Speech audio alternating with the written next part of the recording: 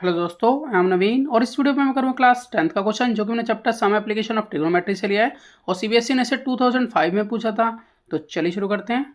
तो देखिए समय में दिया है 2 pillars of equal height and on the either side of a road which is 100 meter wide, the angle of elevation of the top of the pillars are 60 degree and 30 degree at the point on the road between the pillars.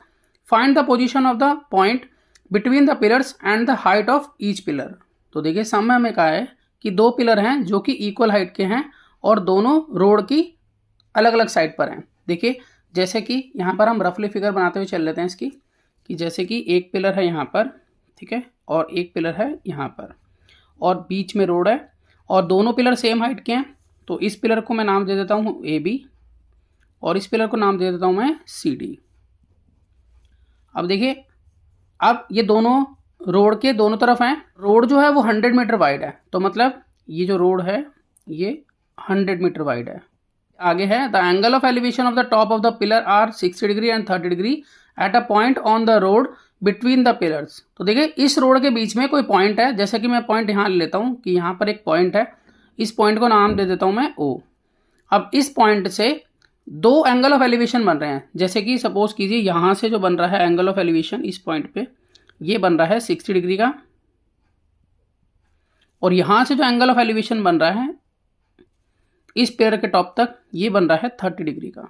तो अब यहाँ पे करना क्या है, हमें निकालना find the position of the point between the pillars and the height of each pillar. एक तो हमें इन दोनों पिलर्स की हाइट को निकालना है, तो मैं इन दोनों पिलर की हाइट को h मान लेता हूँ। तो मैं यहाँ पर इसको h लिख लेता हूँ कि AB भी h है यहाँ पर और CD भी h है और बाकी हमें यहाँ पर ये जो पॉइंट है इनकी पोजीशन के अकॉर्डिंग यहाँ BO और OC जो है वो कितना होगा वो भी हमें निकालना है यहाँ पर।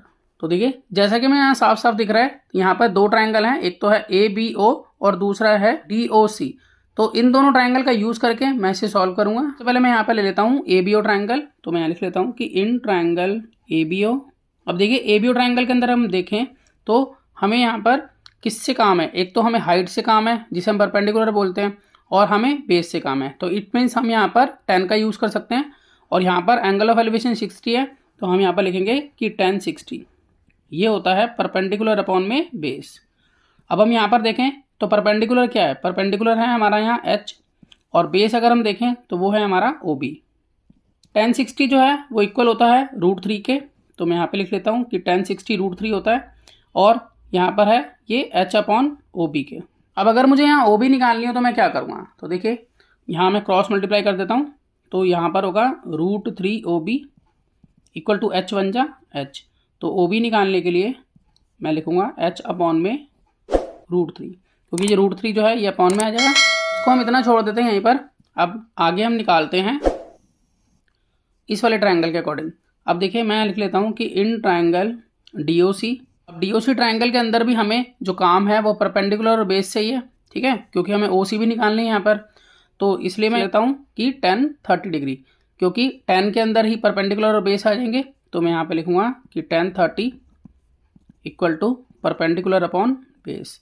अब परपेंडिकुलर है हमारा यहाँ पर CD और बेस है हमारा यहाँ पर OC, जिसको हम कह सकते हैं कि CD जो है वो हमारा यहाँ H है। तो मैं यहाँ पे लिख लेता हूँ कि H के इक्वल है और OC को मैं अभी OC ही लिख लेता हूँ, यहाँ लिख लेता हूँ OC। और 10 30 जो है वो इक्वल होता है 1/√3 के, तो मैं यहाँ पे लिखूंगा 1/√3। तो अब मैं यहाँ पर पहले OC निकाल लेता हूँ क्रॉस मल्टीप्लाई करके, तो OC बन जा OC, ठीक है, और यहाँ पर रहेगा √3h। चाहे तो आप h√3 भी लिख सकते हैं, इससे कोई फर्क नहीं पड़ता। अब देखिए हमें यहाँ पर OB और OC दोनों ही मालूम चल चुकी हैं, लेकिन ये h की फॉर्म में अभी। तो अगर हम देखें तो OB और OC ये दोनों को मिलाएं तो बनता है BC, ठीक है।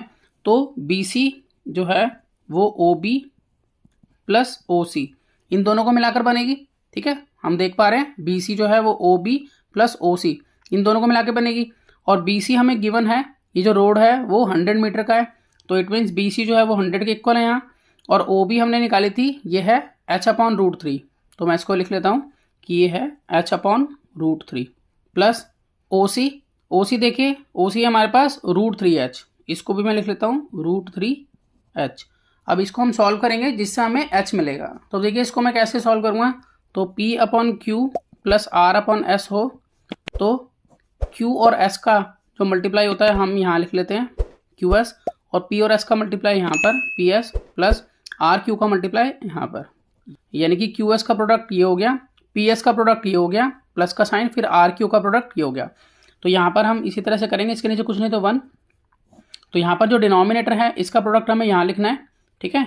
तो यहाँ पर √3 और 1 का जो प्रोडक्ट होगा वो √3 होगा।